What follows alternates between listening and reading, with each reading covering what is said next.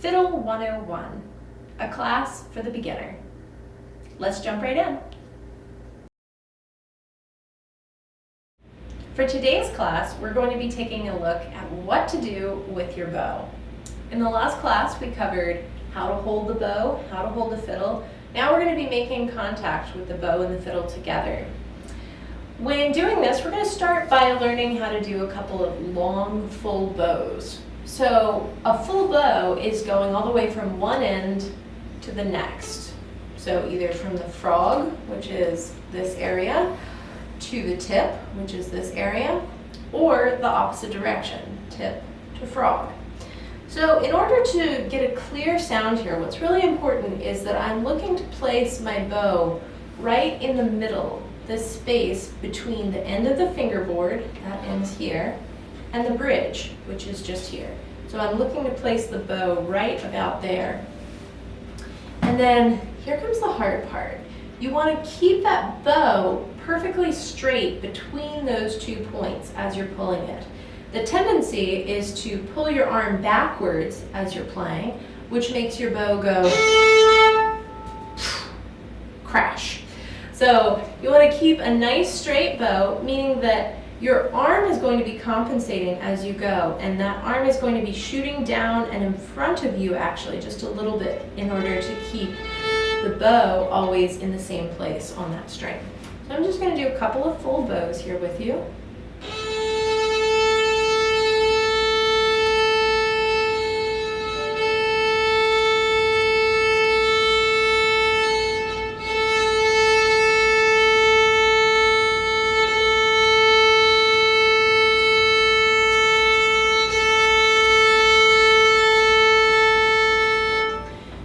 To note is that when looking at the fiddle, as I am right now, this angle is lying to us.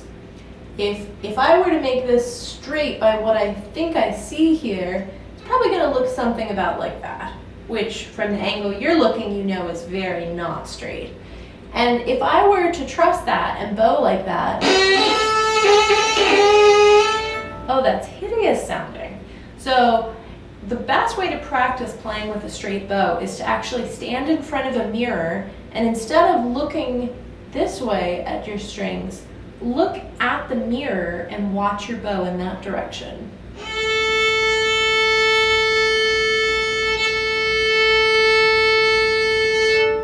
One of the greatest exercises that one of my teachers gave me was to stand in front of a bow, or stand in front of a mirror and do that long bow 30 times every day.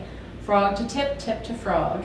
And that really builds up the muscle memory in your arm to know at every point along the bow what is a straight bow. A couple of things to watch for. Of course, if you have your bow angled this way or this way, it's not going to be able to move straight on the bow, or straight in its movement, so it will be shifting back and forth like this, and that gives you that abrasive sound. It's not clear sounding. Also, watch out, you don't want to come too close to the bridge here. That's going to give you a metallic tone, even if you're keeping your bow perfectly straight. You also don't want to cross over the fingerboard here. There's a few reasons for that, but one of the most important is that as you're bowing, you're likely going to be running into the edge of your fiddle here. You want to stay in that space right between the ribs of the fiddle here, so that way you have the most versatility with your bowing. The other thing that you're going to hear sometimes as you're bowing, likely, is this. That comes from too much pressure. So you want to keep a nice soft bow hold like we talked about, and just use that bow hold to guide the fiddle across the strings. So I'm not pushing into the string at all, just the weight of the bow itself is there and I'm guiding it. Just to keep the direction and the straightness of the bow as I wish it to be. Once you start to feel really comfortable doing those straight long bows, and do it on each string because the angle of course is going to be a little different, the next thing that you want to do is start to learn about shuffle bow. This is sometimes called a simple shuffle or a Nashville shuffle, and it's one of the most common bowings that you're going to come across in old time fiddling. In it, you're going to be using a long bow followed by 2 short bows. So it would be like long, short, short, long, short, short, long, short, short, long, short, short. And in that, your beat, your count, if you have some theory background, that's 1, 2, and 3, 4, and 1, 2, and 3, 4, and. When I was first learning it, my teacher taught it to me as run, pony, run, pony, run, pony, run, pony. And with those runs, that's where the long bow always comes in because the pony is running wild there. So either way, you can count it. You can just say long, short, short, or run, pony. One thing to note in that, though, is that as you're doing that, there's 2 ways to do long, short, short. The first is a physically long bow, long, short, short, long, short, short. You can also achieve the same sound by doing not a physically long bow, but a slow bow. So I'm going at a slower pace for that long stroke, and then a quicker pace for the short stroke. So in doing that, I can actually use just about the same length of bow, whether doing the shorts or longs, but just the speed I'm moving at changes. So slow, quick, quick, slow, quick, quick, slow, quick, quick, slow, quick, quick. Practice that on each of your open strings. And then, if you really want to be daring, do the same thing, but try and balance your bow so that it's actually on 2 strings rather than 1. So here, I'm going to move my bow so that it's playing on both the A string and the E string. And that would sound like this.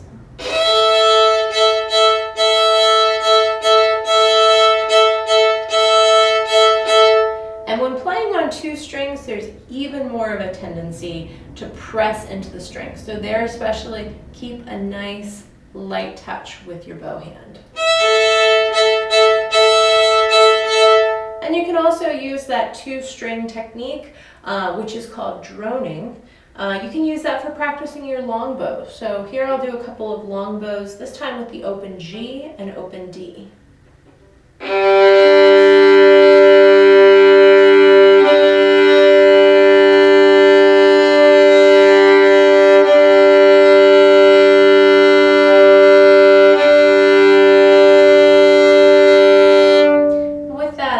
Focusing on trying to listen and detect if I'm having the same tone carried throughout my bow. If I'm hearing that there's a lot harsher sounds that I'm getting here, I'll watch and see, am I pushing down a lot more into the string when I'm near the frog?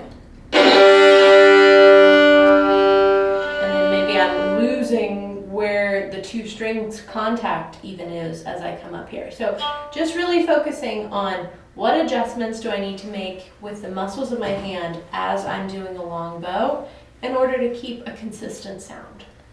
So that is a little bit that you can do with your bow now. See you next time. Hi there, Dakota Karper here again.